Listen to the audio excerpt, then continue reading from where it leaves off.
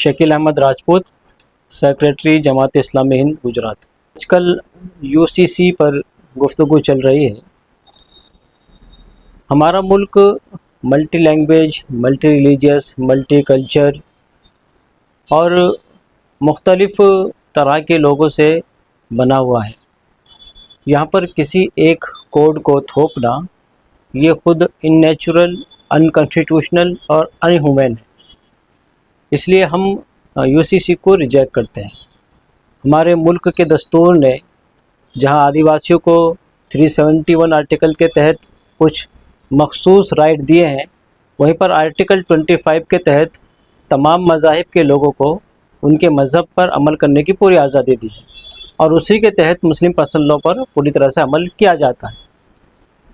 UCC के तहत article 25 का जो हमारा हक़ हासिल है उसका वायलेशन होता है, जिसकी वजह से मजहबी आज़ादी ख़तरे में पड़ जाती है। उसके अलावा इस कानून से एसटीज़ को बाहर रखा गया है, मतलब आर्टिकल 14 का भी हनन होता है। तो ये यूनिफॉर्म सिविल कोड नहीं हुआ, बल्कि ये टारगेटेड सिविल कोड हुआ और इस कोड का डायरेक्ट निशाना मुसलमानों को बनाया जा रहा है। दूसरी बात ये कि ये कहा जाता है कि यूनिफॉर्म सिविल कोड लाने से मुल्क के अंदर अमन व अमान कायम होगा, तो ये सिर्फ़ एक जुमला है, हकीकत से इसका कोई ताल्लुक़ नहीं है। अगर हम हिस्ट्री पर एक नज़र डालकर देखेंगे तो मालूम होगा कि एक ही मज़हब के लोग आपस में भी लड़ते रहे हैं। मिसाल के तौर पर वर्ल्ड वॉर फर्स्ट और सेकंड को देखें तो उसमें जो भी कंट्रीज़ थे मुलव्विस थे, उसमें क्रिश्चियन कंट्रीज़ मुलव्विस थे। इसी तरह से आप हिंदुस्तान की पुरानी तारीख़ को देखें तो मुख्तलिफ़ जो राजा रजवाड़ा थे वो एक दूसरे के ख़िलाफ़ लड़ते रहे हैं और एक लंबी तारीख़ उनकी मौजूद है।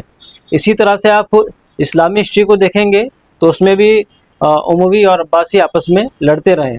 तो एक ही तरह का कोड रहेगा, उससे लड़ाई फसाद झगड़ा नहीं होगा, ये कहना बिल्कुल निरर्थक, बेमाने और लायानी बात है। ये सिर्फ़ एक पॉलिटिकल एजेंडा है जिसके ज़रिए से वो मुसलमानों को टारगेट करके और पॉलिटिकल गेन हासिल करना चाहते हैं।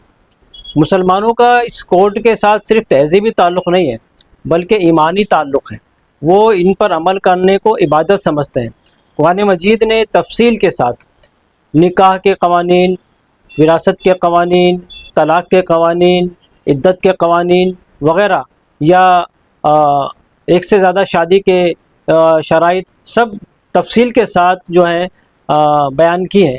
अगर उन पर अमल करने की आज़ादी बाकी नहीं रहेगी तो ये डायरेक्ट हमारी मजहबी आज़ादी पर हमला होगा।